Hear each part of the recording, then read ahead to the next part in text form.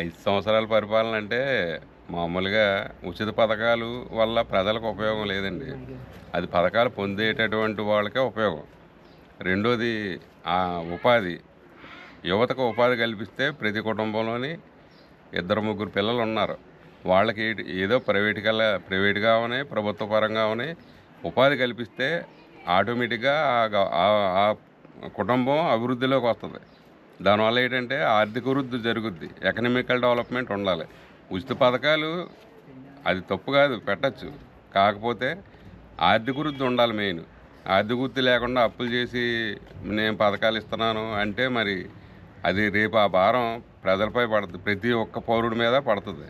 అది దానివల్ల మనకి అప్పుల పాలైపోవడం తప్ప మనం ఆర్థికంగా అభివృద్ధి చెందలేం. ఒక ఉదాహరణకు ఒక కుటుంబం ఉంటుంది.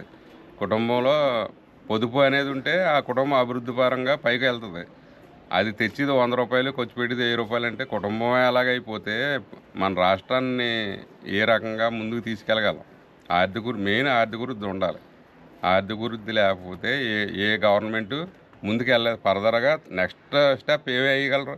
ఇప్పుడు అప్పులు చేసి ఏవో చూపించేస్తున్నారండి. రెండోది ఏంటి పరిస్థితి? అందుకని ఉపాధి ప్రజల్లో ప్రతి కుటుంబంలోని యువతకు ఉపాధి కల్పిస్తే దానివల్ల ఆర్థిక వృద్ధి జరుగుద్ది, గవర్నమెంట్ అభివృద్ధి చెందుద్ది, గవర్నమెంట్కి ఆదాయం వస్తుంది, కుటుంబం అభివృద్ధిలోకి వస్తుంది, అన్ని విధాలా బాగుంటుంది. మా ప్రభుత్వం అధికారంలోకి వచ్చాక మేము విద్యా వైద్యం మీద పూర్తి స్థాయిలో ఇది చేసాము. ప్రజలకు అందుబాటులోకి విద్యా వైద్యం ఏదైతే ఇంగ్లీష్ మీడియం స్కూల్స్ కావచ్చు, ఇవన్నీ మేమే అభివృద్ధి చేశాము. నాడు నేడు స్కీమ్లో స్కూల్స్ డెవలప్మెంట్ చేశాము. ప్రతి ఊరికి గ్రామ సచివాలయాలు, హెల్త్ క్లినిక్లు ఇవన్నీ ఇచ్చాము. ఇది అభివృద్ధి కాదా అని అడుగుతున్నారు. కరెక్టే అండి. అది అంతవరకునే. ఇప్పుడు కొత్త సీసాలో పాత సారా అన్నట్టు ఉంది. అది ఎలా అంటే అది ఇప్పుడు ఆ టీచర్సే వాళ్ళకు ఒక గైడెన్స్ లేదు. ఇప్పుడు ఏదైనా మీకు నచ్చిన స్కూలు ఒకటి ఉదాహరణకు తీసుకోండి. ఆ పిల్లల్ని మీరే వాళ్ళని మామూలుగా ప్రశ్నలు జవాబులు ఆ బుక్లే అడగండి. వాళ్ళు ఇంగ్లీష్లో చెప్తారు, తెలుగులో చెప్తారు, అసలు చెప్పరు. మీకే అర్థమైపోతుంది. వాలంటీర్ల వ్యవస్థ ఎలా పనిచేస్తుంది? వాలంటీర్ వ్యవస్థ ఏముంది? ఇప్పుడు మామూలుగా పూర్వం ఎంఆర్ఓ ఆఫీస్కి వెళ్తే ₹1000 ఇది. ఇప్పుడు వాళ్ళ సచివాలయంలో 1000, ఎంఆర్ఓ ఆఫీసులో 1000, లేకపోతే సచివాలయంలో 2000, ఎంఆర్ఓ ఆఫీసులో 2000. ఫర్దర్గా అదనపు భారం పడుతుంది తప్ప ఉపయోగకరంగా అంటే ఏమున్నదండి? ఏమీ లేదు.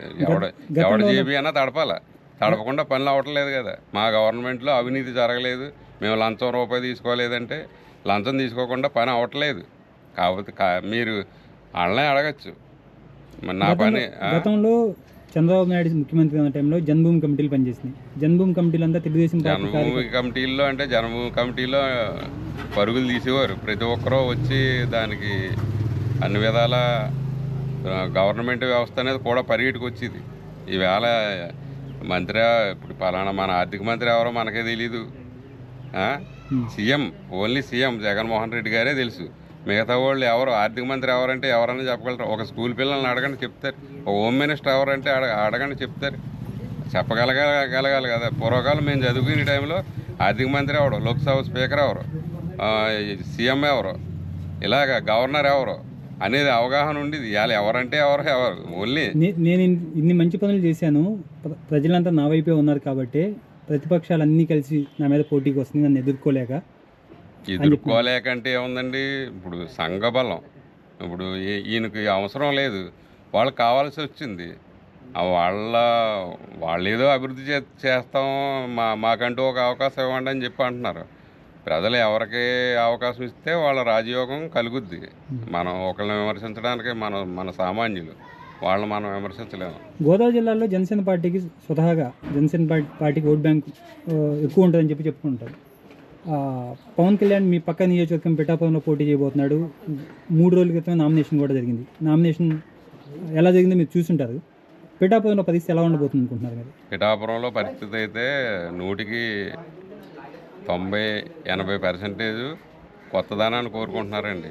వాళ్ళన్నమాట. మరి మేము అక్కడ ఓటు వేయం కాబట్టి మాకు చుట్టాలు ఉన్నారు, బంధువులు ఉన్నారు, వాళ్ళందరినీ అడిగితే ఈసారి అవకాశం ఇద్దామని అంటున్నారు. మా ఫ్రెండ్స్ కూడా దుర్గాడ, చేబ్రోలు, మల్లవరం ఆ గ్రామాల్లో ఉన్నారు. ఉమ్.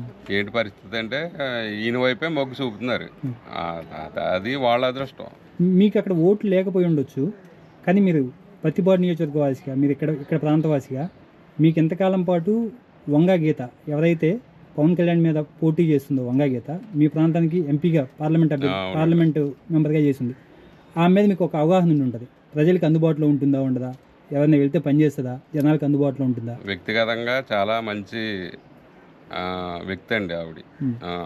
ఆపదలో ఉన్న వాళ్ళని ఆదుకునే తత్వం ఉంది ఆవిడలో.